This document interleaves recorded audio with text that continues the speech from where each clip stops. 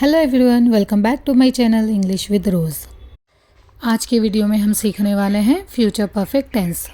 ये टेंस सुनने में थोड़ा सा हैवी लगता है, लेकिन यकीन मानिए कॉन्सेप्ट बिल्कुल सिंपल है। अगर आप फ्यूचर के सेंटेंसेस बोलते टाइम कंफ्यूज हो जाते हैं तो इस वीडियो के बाद क्लैरिटी आ जाएगी। इस वीडियो को एंड तक ज़रूर देखिए। चलिए शुरू करते हैं।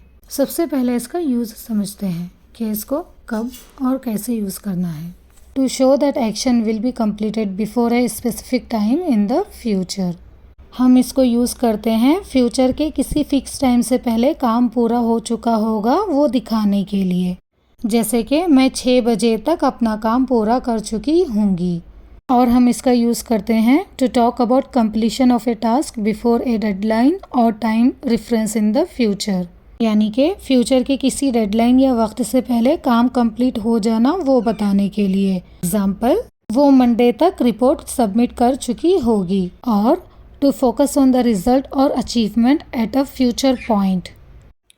फ्यूचर में किसी रिजल्ट, अचीवमेंट या आउटकम पर फोकस करने के लिए।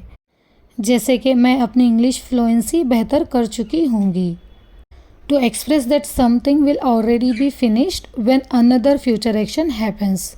जब फ्यूचर में कोई दूसरा काम होने से पहले ही पहला काम हो चुका होगा। एग्जाम्पल, तुम्हारे पहुंचने तक हम जा चुके होंगे।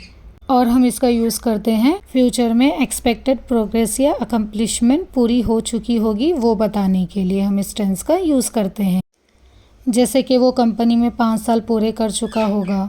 देखिए, सिंपल वर्ड्स में हम इस टेंस का यूज़ करते हैं जब हम फ्यूचर के किसी टाइम या डेडलाइन से पहले किसी काम के पूरा हो चुके होने की बात करते हैं, या जब फ्यूचर में कोई दूसरा काम होने से पहले पहला काम कंप्लीट हो चुका होगा। अब इसका फॉर्मूला देखते हैं।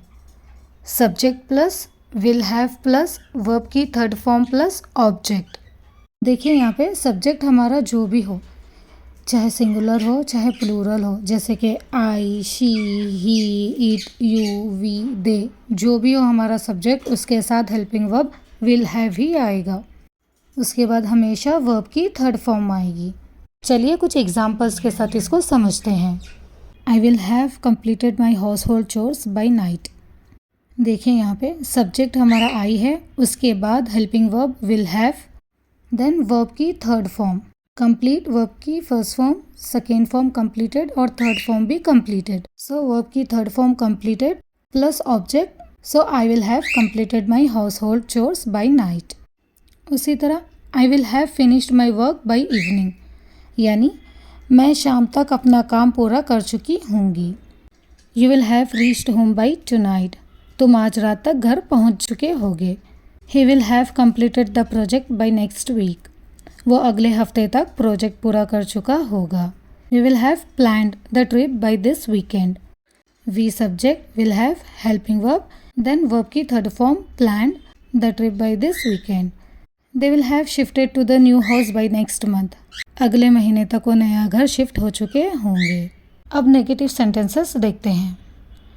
Subject plus will not have plus verb की third form plus object. Examples, I will not have finished my work by evening। Subject I, then will not have। not यहाँ पे क्यों आया है? क्योंकि हमारा सेंटेंस नेगेटिव में है, इसीलिए इसमें not ऐड होगा। तो will not have, then verb की थर्ड फॉर्म finished।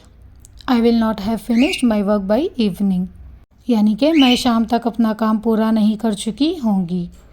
उसी तरह you will not have reached home by tonight। He will not have completed the project by next week, वो अगले हफ्ते तक प्रोजेक्ट पूरा नहीं कर चुका होगा। We will not have planned the trip by this weekend। They will not have shifted to the new house by next month, अगले महीने तक वो नया घर शिफ्ट नहीं हो चुके होंगे। Interrogative sentences. Will plus subject plus have plus verb की third form plus object. Examples, will you have reached home by tonight? Helping verb will, subject you, helping verb have, then verb की third form will you have reached home by tonight। क्या तुम आज रात तक घर पहुंच चुके होगे। will he have completed the project by next week? क्या वो अगले हफ्ते तक प्रोजेक्ट पूरा कर चुका होगा। Will we have planned the trip by this weekend? क्या इस वीकेंड तक हम ट्रिप प्लान कर चुके होंगे? Will they have shifted to the new house by next month? क्या अगले महीने तक वो नया घर शिफ्ट हो चुके होंगे? अब देखते हैं WH questions. Question word plus will plus subject plus have plus verb की third form plus object. Examples, when will you have finished your work? तुम अपना काम कब तक पूरा कर चुके होगे? Where will she have gone by evening? शाम तक वो कहाँ जा चुकी होगी? Why will he have left the office early? वो ऑफिस से जल्दी क्यों जा चुका होगा? What will you have learn by the end of this month? इस महीने के एंड तक तुम क्या सीख चुके होगे?